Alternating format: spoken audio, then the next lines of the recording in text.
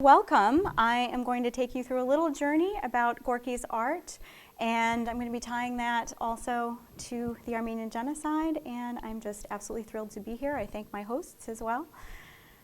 So, since writing my book, I've been thinking more about Gorky as an Armenian and his place within the history of a people who were so horribly traumatized and still denied the justice of acknowledgement. This became accentuated with the 100-year commemoration of the Armenian genocide last year. Not sure how this is going to work. I'm going to have to keep sliding over here. I might actually ask the intern to help me out with it, but if he comes back, we'll ask him. Like all artists, Gorky was influenced by his background and experiences, but because of his story, there are added components related to his use of memory in his work and the influence of trauma on his life.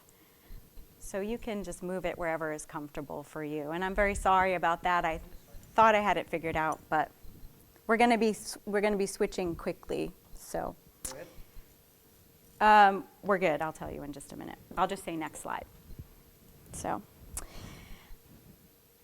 As an artist, Gorky mimicked Western art in order to become part of it. And indeed, he is the single most important segue between European surrealists and American abstract expressionists. However, as I have argued in my book, this was his way of negotiating his new world, and his move toward abstraction was the only way to reconcile the two. After talking about Gorky's art, I hope to enlighten his unique afterlife, why he is so important as an Armenian icon, and what his legacy means in the larger context of trauma and the as yet largely unrecognized and unpunished Armenian genocide. Next slide. In a way, what I am presenting to you today is the end of a full circle. When the Whitney Museum of American Art's version of The Artist and His Mother was due to be removed from display for conservation, it was lent out for one day to the 2008 exhibition Art at the Cathedral, Giving Form to Faith, a celebration of art and music by major 20th and 21st century Armenian American artists, held here as part of the 40th anniversary celebration of St. Vartan Armenian Cathedral's consecration. With so many Armenian visitors to the painting, a kind of critical mass or tipping point developed, with many who were confronted by the painting brought to tears. That is because they know that face. It is the face of mothers, sisters, aunts, and grandmothers who, like Gorky's mother, died in the Armenian genocide. Arguably, the most well-known of Gorky's artworks, next slide. Okay. You see the Whitney version, and then on the right, another version that he did that is in the National Gallery of Art. Next slide. So it's one of two painted versions. And numerous studies, drawings and image studies that you see here. In this composition, Gorky mapped out the forms in the painting based on a photograph. Next slide. Next slide. A kind of appropriation that became his signature working method. While the image is haunted by a tragic past, it alternatively became a means for Gorky to forge his future in modernism. The image is broadly accountable to the relationship between the two figures in the painting as forms and objects, and the relationship of the figures to the viewer, in addition to the storying of Gorky's own relationship to the subject. Observing the mask-like qualities of the mother image in the works, his first biographer and longtime student, Ethel Schwabacher, explained that his mother's face does not communicate an objective view of the world, but rather a sense of our emotional relationship to it. This is conception over perception, the artist's construction of an image rather than a replication of it is the hallmark of modernism. It also mirrors the Armenian relationship to the genocide. What Gorky did as a person and as an artist was to meld his background with his present. For instance, he painted a picture of himself as a child and his mother from a photograph, but at a later date in America. That later painting was a revision of the original photograph, a revision that was in some way a reference to the present, especially her loss through death.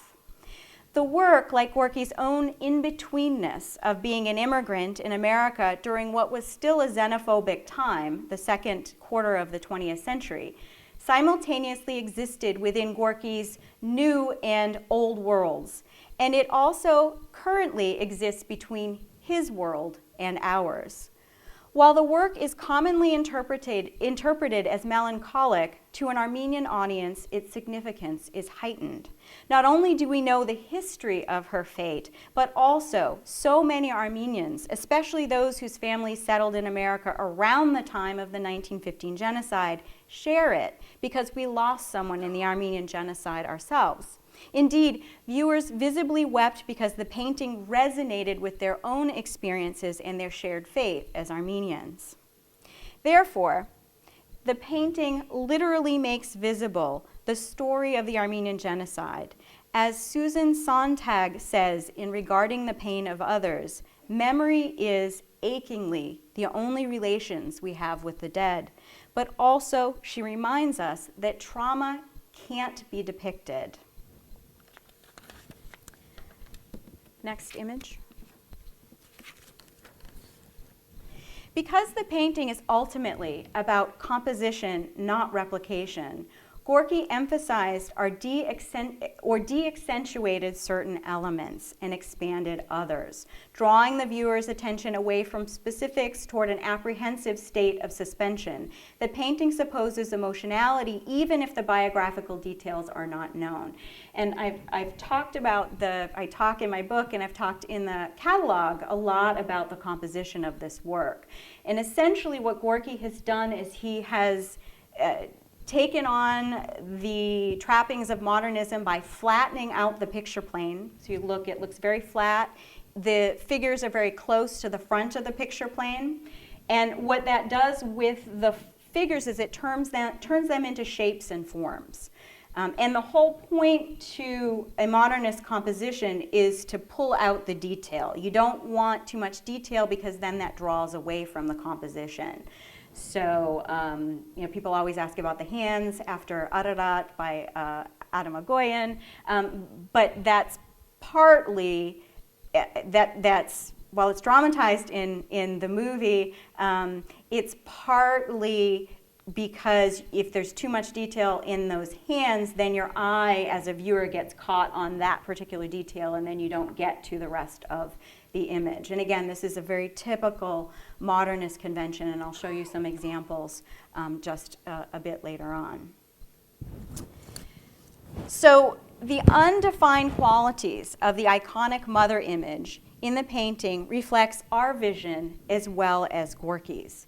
If we do sense that the sitters staring out from the canvas want to speak to us about the trauma they had endured between the time that original picture was taken and the painting that was composed based on the picture, the photograph, the trauma becomes less specific to Gorky and his mother or the genocide of the Armenians and more indicative of a larger sense of human suffering that genocide produces and the global injury that each subsequent crime against humanity subjects us to.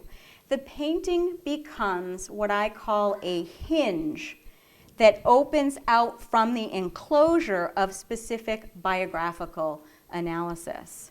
Next slide. And it's blank. Oh, back one. Yeah, thank you. The kinship that Armenian Americans feel with this work, however, is perhaps also representative of their ethnic connection to the artist Gorky and his achievements as an immigrant in America. even though the artist did a great deal initially to separate himself from that background. Arshile Gorky was originally Vasanika-Doyen, but around 1925, a few years after his arrival in America, he changed his name to the fashionable Georgian Arshile and Russian Gorky after the recognized author, most likely unaware that the name was a pseudonym. Next image. So Gorky, as part of becoming progressive, has eschewed his Armenian name, perhaps to disassociate himself from his disapproving father and half-brother, or the stigma of victim and the starving Armenians. And here's an example of many of the portraits that were floating around. Next slide. And that victimization is how the American media had portrayed Armenians at the time without enough explanation of the reason why they were starving. And so he kind of pushed that away and that identity away, and then he started to learn all he could about modernist art. He then set about creating work that was at the cutting edge of contemporary art history, and like all art that is progressive, might have been a challenge to comprehend. So while he has become one of the most successful and well-known Armenians, he did so essentially by separating himself, at least externally, from that identity. Naming, or the art of renaming, can also be linked to rebirth. And in doing so, the name becomes reinvention. The idea of rebirth was a prevalent aspect of American art, particularly leading up to abstract expressionism. And it was a main component of abstract expressionists, that the paintings are an extension of their identity, an extension of a lived moment, because they happened in this one point in time in the artist's life. The first internationally significant American art movement was, of course, abstract expressionism. Critic Harold Rosenberg speaks of the new American painter in his 1952 essay, The American Action Painters, as reborn through the act of painting. Next image. William Saroyan, a well-known Armenian writer who was born in America to Armenian immigrant parents, in an essay about another artist, writes of rebirth as an important part of the artist's life, saying, everyone is born. The difference between artists and others is that artists are born twice. The second birth takes place sometime before the artist dies, usually before he is 20. In most cases, much earlier. I don't think it's this methodical, but an artist can testify to that. But usually before he's 20, in most cases much earlier. So that by the time an artist is 30, his art and his identity are inseparable. One acts on the other. Art continuously seeking to purify identity, and identity, as a rule, insisting on making art more human, less lonely in dimension, as it were. For Gorky, the creative act of self-fashioning, arguably, is part of an effort of rehumanization in the aftermath of genocide. It is a reassertion of a self after the self has been displaced to and within a new world. Renaming represents one of the first steps in rebuilding one's life after displacement and trauma. Next slide. Are you doing okay down there? Okay. So despite avoiding his family for the most part, moving away from his two sisters in the Armenian immigrant community of Watertown, Massachusetts, he emerged as an artist here in New York.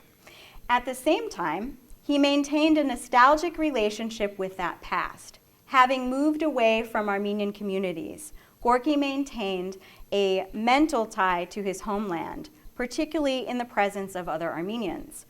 Ruth French, a young Armenian woman who changed her name from Sirun Musikian to avoid association with her Armenian past, was an art school model and Gorky's lover during 1929. She has explained Gorky's attitude toward his own heritage, and that Gorky's painting memories were all of Armenia, nothing of America. Gorky thought everything in America was vulgar. That was his favorite word. He was really living in Armenia here in Greenwich Village.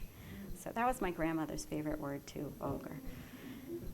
Commentary by Ellen Handler Spitz from Art and Psyche, a study in psychoanalysis and aesthetics, might be helpful in understanding the possible impact of such events on Gorky.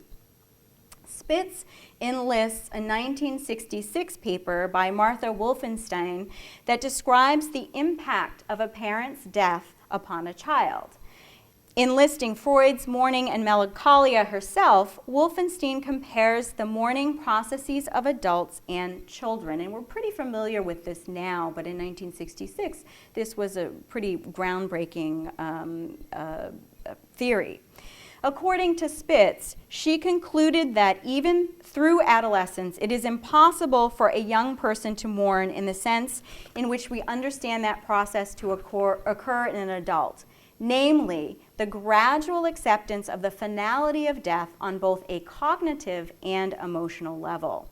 Spitz explains that Wolfenstein observed that children deal with the death of a parent in the form of denial, a splitting of the ego, in which the child can verbally, superficially acknowledge that the parent is dead, but he does not accept this terrible truth on a deeper level and denies it in manifestations of his fantasy life and behavior. Hence, Gorky's recreation of his mother in various paintings and studies. So he's kind of creating a fantasy and engaging with her as if she was alive while doing that. This condition, interestingly, is similar to that of the in-betweenness inherent in displacement. Gorky seemed to be stuck in this in-between place, emotionally, psychologically, and physically. As a philosopher and post-colonial scholar, Homi Bhabha would argue the transplanted individual exists within an area of conflict, margin, or in-between space. He says that the displaced individual becomes subject to interspatial temporality, so that the inscription of this borderline existence inhabits a stillness of time and a strangeness of framing that creates the discursive image at the crossroads of history and literature, bridging home and world. So it's a displacement not only of actual location, but it's also a displacement in time, and that kind of contributes to these kind of fantasy constructions. Next image. This is substantiated by Gorky's friend, the artist Robert Jonas, who explains that Gorky's Armenian past saturated his consciousness. You felt it all the time, as if he was never really here, as if his umbilical cord to his past was never broken. He had a passionate love for the past, a love for art of the past, and he had to break through and translate what he knew as an Armenian before he became Gorky and the germinating force behind the abstract expressionist movement. This served Gorky's pursuits as a modern artist, informing his long period of study in the 1930s, mimicking other artists, painting compositions based on those by Picasso, Cézanne, Matisse, and Miro, among others. And next slide, please.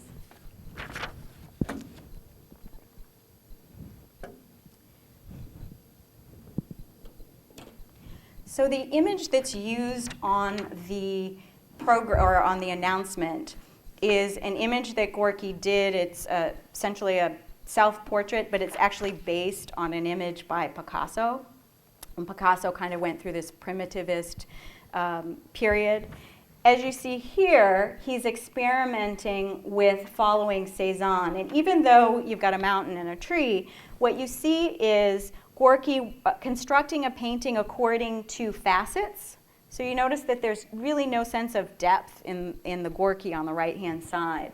But he's constructing the work according to facets, and this is kind of an extension. Cézanne's a post-impressionist, and so this is an extension beyond the little brushstroke of impressionists, and so what Cézanne does is he creates the painting through facets. I'm just going to have to put this here. So you can kind of see here the way he's built the forms with these large kind of thick spaces of, or shapes. Next image. He's also using a similar color palette too. So he's also looking at, for instance, Matisse. On the left you have Green Stripe by Matisse, and on the right a portrait of Gorky's sister, Vartouche. You also notice here, particularly with Vartouche, the way that Gorky is similarly flattening out the figure. He's moved it up close to the picture plane, and you don't have a lot of detail in the face. So, so this is something, again, that's a modernist construction and that modernists did. It's that flattening out, it's that creating a composition that is a compilation of shapes that is what eventually leads to abstraction. Next image. And this work here on the right is Gorky's organization in the National Gallery of Art, and on the left is work by Pablo Picasso. And you can see, and I'm sorry, I did not bring my laser pointer either. So, so here's this palette-like shape that Gorky has taken up here. And then you have this figure, strange kind of figure here that he has kind of translated here. And then you sort of see this globe-like shape that he's translated here as well. So. What I always like to mention, it's not a main part of this paper, Gorky loved the consistency of paint.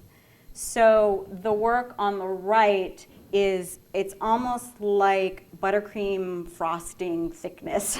So it's got layers and layers of thick areas of paint, and those black lines that you see he's actually gone through with a brush after it's hardened a little bit, and he's kind of scraped through it.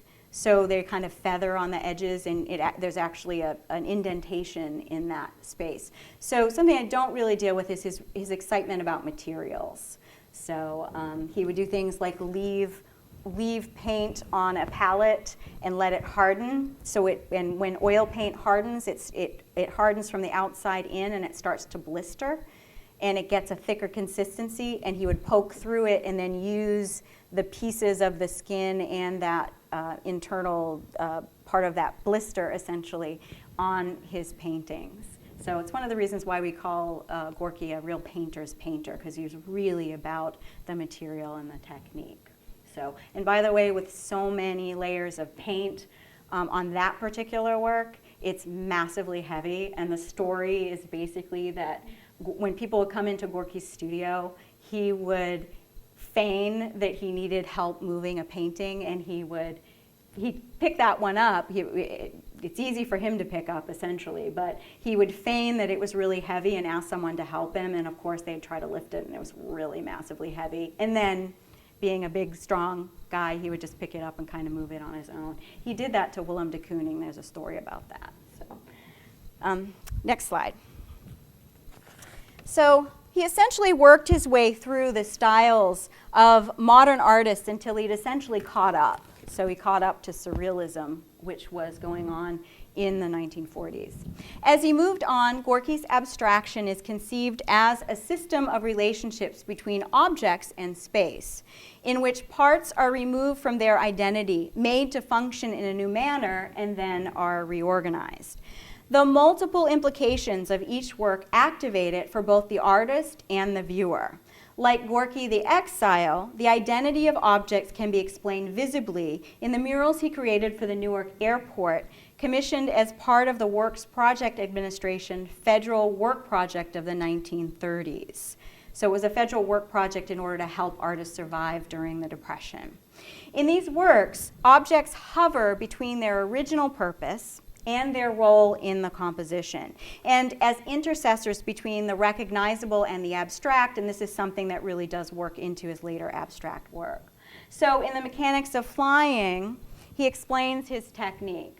I've used morphic shapes, the objects portrayed, a thermometer, hygrometer, anemometer, an airline map of the United States, and he's talking about the series in general, all have definitely important usage in aviation. And to emphasize this, I have given them importance by detaching them from their environment.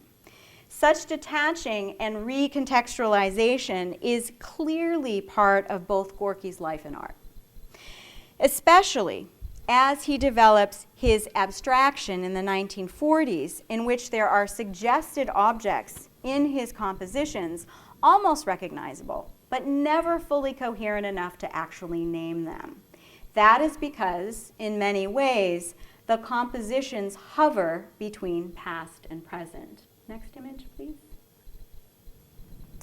So Gorky's wife, Agnes, in a letter to Ethel Schwabacher, who was writing the first critical text/biography on the artist, described Gorky's working process by noting that Gorky envisioned fantastic animals and menacing heads in shapes of trees and felt the earth as swell, a bosom, an expansion like a sigh. Many of the shapes in the final drawings or paintings were arbitrarily picked out or unconsciously drawn from tensions he felt between the branches of different trees, for instance. The tree completely not seen as a tree. There are some drawings which I can actually see as a certain place, the fundamental arrangement of shapes in nature serving as a base. Next image. I would argue that Gorky was also seeing between times. Gorky's well-known abstracts were combinations of space and place and time, pictures that were inspired by the American landscape that had triggered memories of his past life. So the Garden in Sochi series is, according to Gorky, inspired by the memory of his family's garden from his childhood before fleeing genocide, but was conceived after the artist made numerous sketches of the American farm where he was staying one summer. The title, however, was a Russian pseudonym, like his own name, and for similar reasons as his own pseudonym, actually referenced his family's garden in his home village of Kharkum rather than Sochi, a Black Sea resort. So he renamed it Sochi even though it was Kharkum. And there's a lot of interpretation about the origin of the forms and shapes in this work. Some suggest that that center motif is based on an Armenian slipper. Others suggest that it is actually a sheepskin butter churn that was used by the Armenian women to churn butter. So essentially they filled it and shook it. Next image. Gorky combined the past and present in abstract terms. For instance, in 1944, How My Mother's Embroidered Apron Unfolds in My Life is an abstraction based on a memory of how, when he was a boy, his mother would hold his face close to her apron body and tell him folk tales. Next image. He remarked that her stories and the embroidery on her apron got confused in my mind with my eyes closed. All of my life, her stories and her embroidery kept unraveling in my memory. The painting itself, the lyrical black line that wraps loosely around and between diluted and dripping rainbow colors that bleed through the lines, is like an unraveling thread of complicated decorative stitchery. And just to kind of talk a little bit about what he's doing with these images, if you look closely, you can actually see that there is an image that's embedded in the center of the work. You don't really have a head, but you have a shape, a side profile of the woman, and then you can see a little bit Gorky's legs and his body and his head, which is leaning on her apron. So he's starting to work toward abstraction, but there's often these images that are buried in this space. John Bauer elaborated this concept just 10 years after Gorky's death. Gorky's use of natural forms, next image, was metaphorical. It was part of the more complex method by which he dramatized the world of dreams and the obscure workings of the human heart. He did not go to nature for its own sake, but neither did he use it simply as a convenient source of symbolic form. He found images of his own joys and sufferings in the world around him and seized upon them to illuminate personal drama on a more universal level. He escaped the extreme introspection of the private gesture. Next image. By representing memories inspired by his immediate American surroundings in an abstracted manner, Gorky gave his work a plural identity similar to the way he had attained his own identity. As with Gorky's identity, elements of his artwork are not fixed but fluctuate and interchange. And again, this is a key aspect of abstraction, this fluctuating interpretation, kind of like a good poem, that every time you read it, it should yield a new layer of interpretation. And essentially that is what an true abstract work is supposed to do.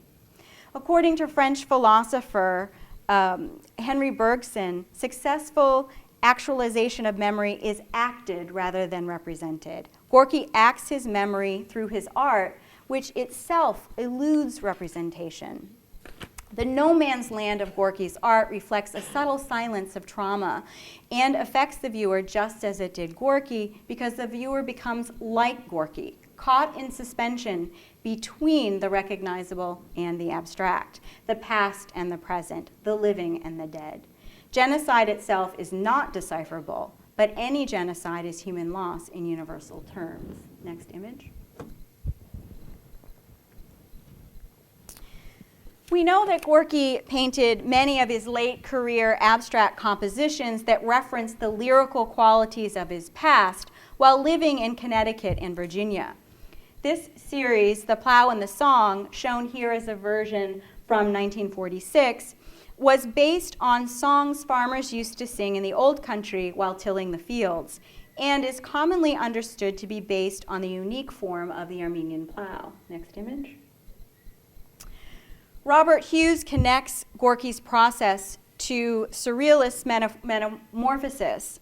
The sliding of identity, the merging of separate layers of experience, was the ideal way for Gorky to convey his permeable sense of the world, drenched in childhood memory, skewed and shuffled by fantasy. And again, that fantasy could refer back to that a kind of children's level of accepting death and loss. Gorky's arrangement produced a commonality between the memories of place in his homeland, observed place in his new home, the new place created on the surface of the canvas, and the concept of place that the viewer derived. Fundamental natural arrangements were the basis for the viewer's experience because recognition or familiarity with natural forms is shared. This allowed Gorky's compositions to work on several levels at once. So people talked about his work as it's almost as if you're seeing real things, but you just can't quite make them out. You just can't recognize them. Ethel Schwabacher explained his work. Next image. His later painting may be better understood if we remember that he worked on several levels at once, responding to the stimuli of the immediate outside world of nature, to anterior impressions of the Caucasus, to memories of past and present art, and to the suggestions of the dream world or collective unconscious. His art is evocative on 4 levels: the senses, the psyche, the historic past, and the universal level of epic symbolism. Next image. Julia Kristeva, in her book Powers of Horror, notes that when one is unable to define an object, the abject stands in. Neither subject or object turns suffering into beauty. Gorky's art linked a personal trauma to collective memory and universal interpretations of emotion that ultimately became beautiful works of art. Irish art critic, writer, artist, and academic Brian O'Doherty has noted that Gorky worked, quote, to transpose things symbolically as a method of dealing with experiences impossible to handle with explicit associations, or realism. Abstract objects, ideas, and themes were related to both his worlds, but were meant to create a world for the viewer. And all art should do this. It should create a world for the viewer. The depiction based on what he had observed and recalled then added an element of time, freed from a linear structure, can perhaps be clarified through Stephen Hawking's concept of imaginary time. In A Brief History of Time, Hawking explains that imaginary time is indistinguishable from directions in space. If one can move forward in imaginary time, one ought to be able to turn around and go backward. This means that there can be no important difference between forward and backward directions in imaginary time, unquote. So that's essentially what Gorky is doing in these canvases. He's creating this imaginary space and imaginary time that melds past and present. In Gorky's works, time and space and place are mutable and unfixed, and on some level, imaginary and constructed. This is like the suspended time related to the Armenian genocide. Without the crime being acknowledged, Armenians, regardless of how they move on with their lives, are kept in a state of suspension. And not just the survivors, those from Gorky's era, but the subsequent generations are frozen in a state of perpetual surrealism, just as Wolfenstein and Spitz explained. If one cannot move on without recognition of death or the Armenian genocide by its perpetrators, it will continue. So, ironically, by denying the Armenian genocide, Turkey keeps perpetuating genocide and actually keeps the memory of the genocide alive. This follows the nature of memory, especially in relation to traumatic events, which is often referred to as a chain of experiences. With each link in the chain as the memory of a subsequent generation, and therefore one that passes from one generation to the next, this is called post-memory. Post-memory can be expressed as loss, melancholy, or nostalgia, but it is a conflation of absence and loss which itself becomes powerful in the culture. This post-memory also has a bearing on the reception of Gorky and his work in the present. Because the genocide is denied, it is still an open wound. Perhaps this is part of what Kathy Carruth explains as evidence of a wound culture, which she says is, quote, a belated experience and affects those who did not necessarily experience it, unquote. However, I would argue in the case of the Armenian genocide and the Armenians, even those who were not subjected to the actual genocide are still wounded by it because it is continuously denied by Turkey. Indeed, I get a twang in the pit of my stomach every time Turkey is noted on the stage of foreign affairs.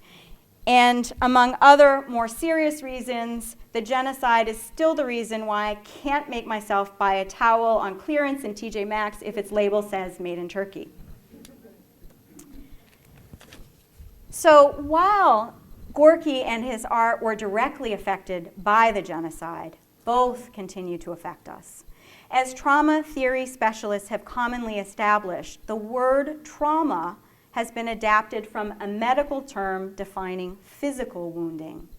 In many cases of medical trauma, repercussions can be permanent in the form of brain damage from head trauma or scarring from cuts in the skin. Recently, on PBS, on the show The Brain with Dr. David Eagleman, he described how trauma, even psychological trauma, imprints itself into brain chemistry, actually changing the makeup of the brain, thereby making it a physiological wound, exactly like an external wound that bleeds, not just a psychological condition. Gorky tried to overcome trauma through his art and creating a family, but it all fell apart after his colostomy and from cancer, colon cancer, and the car accident that paralyzed his painting arm. To compound the trauma, he acted out violently after finding out his wife had had an affair, and she took the family away from Gorky's rage for safety.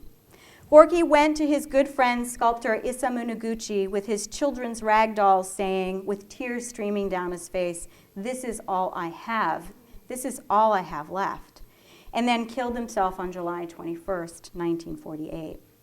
Austrian neurologist, psychiatrist, Holocaust survivor Viktor Frankl explained the detriment of this state of mind on concentration camp victims, and I think we can draw a parallel with the continued state of genocide denial, an emotional rather than physical injustice and imprisonment. The explanation in Man's Search for Ultimate Meaning by Frankl says, quote, "The prisoner who had lost faith in the future, his future was doomed. With his loss of belief in the future, he also lost his spiritual hold. He simply gave up," unquote. Gorky's desire for life had been its remaking, and once unmade, Gorky lost his will to go on. But there is likely a physical giving out as well as a mental one. Great. But this is, it is the last part of this story that links back to the beginning. Studies have shown that the biological fate of generations can be linked to earlier traumas. For instance, the NOVA program for the 2007 Ghost in Your Genes discusses studies in which a famine in one generation actually shows up as genetic changes in the grandchildren, and most specifically the granddaughters of those who experienced it, not necessarily the children of the people who experienced that famine. It takes a generation for our DNA to react, and it does so in a negative way. I believe that the tears that occur when looking at the artist and his mother are actually a similar trauma. And the lack of recognition of the Armenian genocide, what is called denial, actually affects Armenian grandchildren on a biological level the same way it affected the original victims on a physical level, perpetuating a never-ending cycle. My brother, philosopher Henry Theriault, writes extensively about genocide and reparations. Recognition is actually righting a wrong. Hence my problem with purchasing a towel, that towel made in Turkey. As the granddaughter of two genocide survivors, and for that matter, another grandfather who survived the Russian Jewish pogroms, and a grandmother who I am told springs from a displaced Penobscot Indian, my own trauma is compounded, and it is in my DNA. And what if denial is also a continuation of genocide? That perpetuation is perhaps part of what those tears in front of the artist and his mother are for, and why, like an Armenian Mona Lisa, the image of Gorky's mother has developed a life of her own. For instance, as a focus in the film Ararat, in which Adam Agoyan, another Armenian grandchild, tried to come to grips with something so horrible it can never be represented. The artist and his mother is more than just a portrait. It is evidence. Gorky's career as an artist, like the perpetual survival of all Armenians, exemplifies the failure of Turkish extermination policies and gives him a significance beyond that of artist. Of course, his artworks that were inspired by Armenia refer essentially to Western Armenia, not necessarily Eastern Armenia, which is the site of the current country. And his experience is very specifically American in that it models an immigration success story. I have heard of efforts to claim Gorky as an Armenian artist for Armenia, with attempts to move his gravesite there and build a museum to house a permanent collection of copies of his artwork. But all that really means is that to Armenians, he is a hero. Regardless, Gorky was on the cutting edge of a transition in the history of art, and that keeps his art and his identity at the forefront, and by association keeps the Armenian genocide without ever having depicted it at the forefront. Next image. So here's some example of where art goes after Gorky with abstract expressionism. Despite Gorky's immigration to America, his importance as part of the American modern art movement of abstract expressionism was codified by a 1944 work, The Liver is the Cock's Comb, next image, which we see here on a United States postal stamp, the middle row, second from the right. Despite many successful exhibitions, books about him, and his stature in the Armenian community, this is, along with your presence here this evening, continued evidence of the importance of Arshile Gorky, his identity, and his work to everyone. Next slide. Thank you.